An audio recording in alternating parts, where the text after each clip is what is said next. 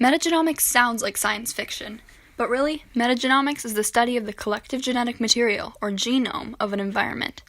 Genomics involves studying individual DNA, but metagenomics is different.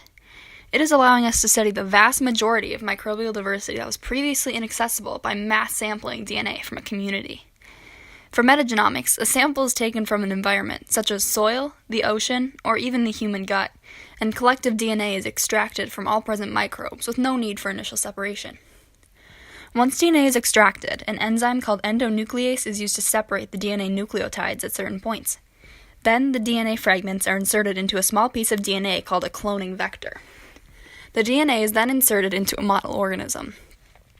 The vector allows the gene from the DNA fragment to be reproduced in the model organism, and eventually transcribed and translated into a protein. These vectors also carry markers that give the model organism, usually E. coli, a characteristic that it would not normally have so that it can be identified as having that vector. Next, scientists grow the clones in a group or colony in a way that ensures that only cells with vectors will survive in order to create a metagenomic library. These libraries allow us to see the whole picture of how a microbial community interacts to perform complex functions in their environment. Metagenomic libraries can be used for a research method called function-based analysis. This method includes screening a library for a certain capability and has revolutionized how scientists discover new, useful biocatalysts and enzymes.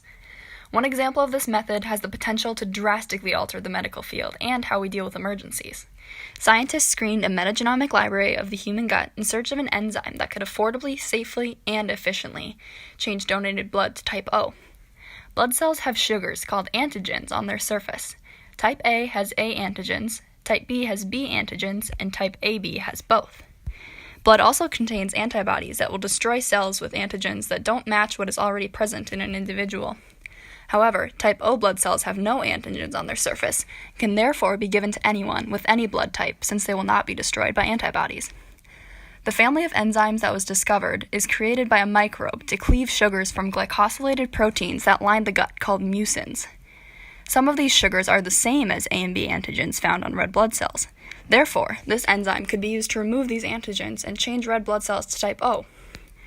Type O blood is the blood type that is most requested by hospitals, but only 7% of people in the U.S. have it. So with 36,000 units of red blood cells needed daily, we should really thank those bugs in our gut and metagenomics for saving lives.